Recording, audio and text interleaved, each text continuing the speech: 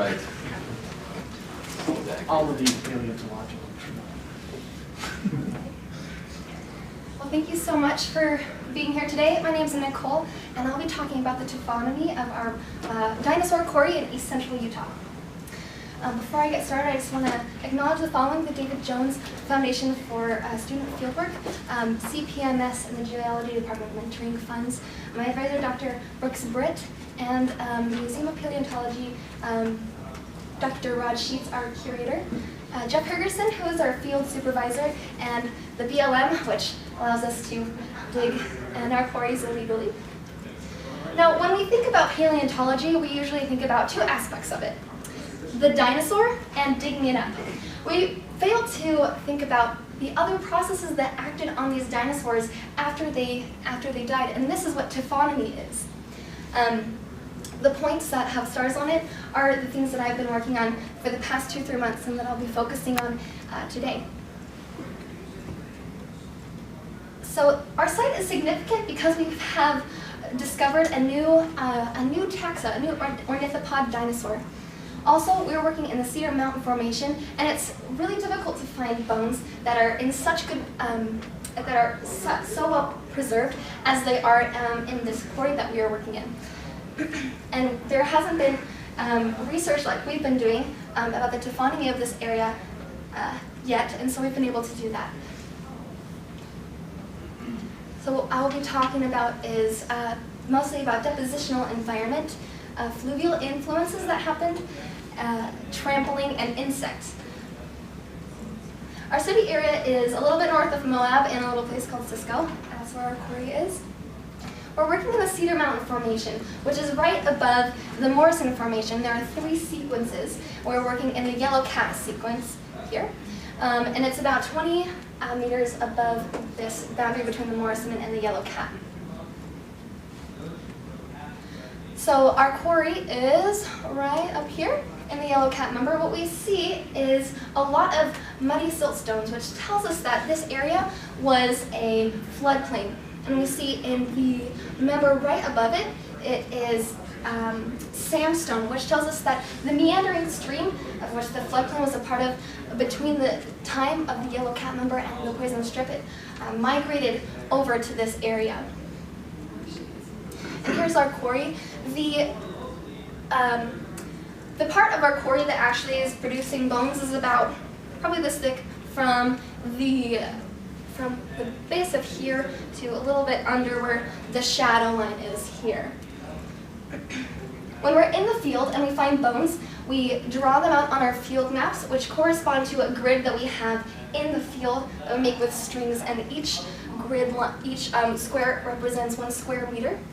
And when we come back to the museum, I take these and I scan them and I line up the grid lines from our maps into a digital spreadsheet, and using Illustrator, outline the bones. Once this is finished, we use a GIS program that goes through Illustrator to hook our database to each of these bones, so we can click on each bone and it will tell us what dinosaur it's from, what the bone is, and all the other information we have on that bone. So our quarry in the Blane site covers about 14 square meters. Like I said, it's in a muddy siltstone, and it has produced so far about 630 bones, representing 5 different animals, 3 dinosaurs. The Camptosaur grade dinosaur, what I'll be talking about, is our new dinosaur, our new taxa, and we have 2 others, and a turtle and a fish. This is our completed map, which shows the distribution of each of our taxa. So I'll start with telling you a little bit about our fish scales and our turtle. We found a couple fish scales represented in blue, and then some smaller ones up here, and a turtle costal, which is part of the hard parts of the turtle. This tells us a little bit about the paleo environment. We know that because these are here, that somewhere near in this environment there was some standing water, like a lake. Our nodosaur is Gastonia. This is a dinosaur that is armored, and here's an image of one of his armor plates. and we have a theropod, which is Utah raptor. And this is a picture of part of the jaw. And this is an image of a completed skeleton of the Utah raptor, and the darker images represent the bones that we have extracted from this quarry. And this is great because this is one of our more complete dinosaurs that we brought up from this quarry.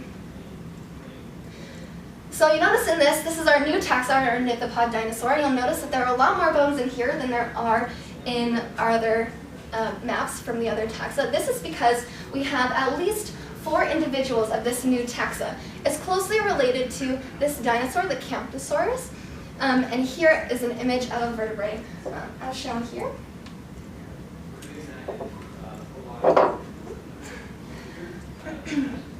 So we look at, in these bones, different things in the bones to tell us about these dinosaurs.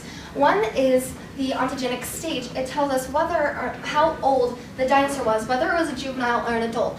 And we look at bone size, and we look at fusion between bones in the skull and in the neck. Here's fusion between these 2 bones, and compared to the bone above it, which is smaller, not fused. So we know that this dinosaur is older. Later on in our research, we'll be looking at the degree of fusion compared to other inferred growth patterns for the corresponding taxa. It'll tell us a little bit more about the age of these dinosaurs. We also see sexual dimorphism in our new taxa. We see in the vertebrae a distinct spine, as shown here. Compare it to this second one, where it's not as prominent. We know that tells us that there's a male and a female. There aren't a lot of articulated bones in this quarry, but we do have this link of vertebrae that were really well articulated, and this tells us that whatever influences were acting on these bones that were distributing them this way, when this was happening, there was still skin or connective tissue that were holding these vertebrae together and prevented them from scattering apart as most of the other bones had. But we do have a pretty good amount of association. For example, our theropod, our Utah raptor, that we have in these areas some association. For example, some areas where there are jaw pieces together. We have some pelvic bones here and some vertebrae up here that are closely associated. We know they're part of the same dinosaur. Another important thing that we look at is bone orientation, because this tells us about the fluvial influences that may have acted on these dinosaur bones.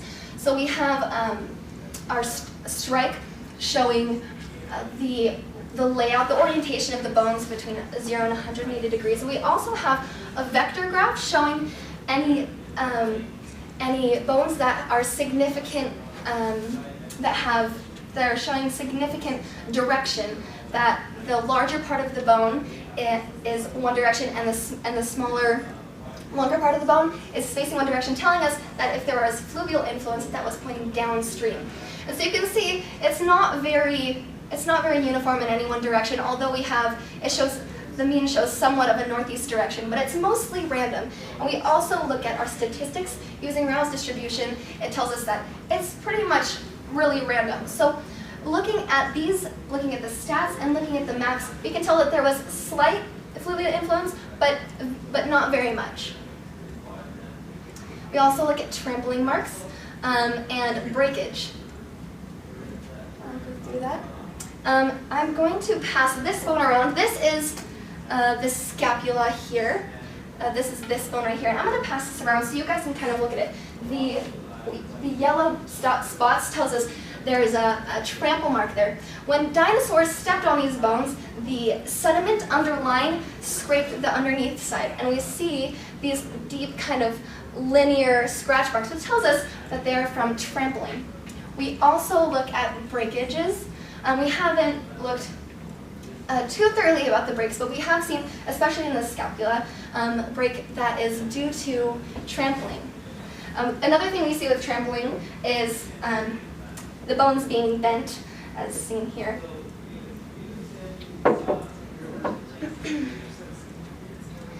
Another thing we see is insect scavenging. There are two evidences of it. One is burrowing. Here we see the insect has burrowed through the bone, and here we have some matrix, which tells us it's an insect because it happened not too long after the dinosaur died. The matrix covered it, filled it in, and then lithified. So we know that was from an insect. We also see marks on the bone similar to that of trampling, but they're a little bit different. You can see here there are trample marks here, and the insect marks are right here. So a little bit smaller and not as long. They're a little bit different. So from the research that we've done for the past 2-3 months, we've been able to come up with a good general history of what happened to these dinosaurs after they died. They died on the floodplain, as said before. They had some time to rot, and then the insects scavenged them, consumed them, and then they were slightly buried. We think they were buried by some muddy siltstone, and then trampled. What we've seen also in the bones is that some of them are positioned at angles above the horizontal, which tell us that other dinosaurs, they have stepped on them, they kind of stuck out of the mud, and then became lithified. So that kind of summarizes what we have so far. Like I said previously, the bones have mild damage, and so it's really easy to analyze them. As you can see, they're not shattered. There are not a lot of places where we had to glue them back together, so we can see the surface of the bones really well, see the marks, the breaks, and so I'm looking forward to being able to look more into those and to other factors about the paleo environment, like what kind of animals there, and we'll look a little bit at the paleo soil, so that we can come up with a more detailed history of what happened to these dinosaurs after they died. I'm looking forward to our further research. Thank you all so much.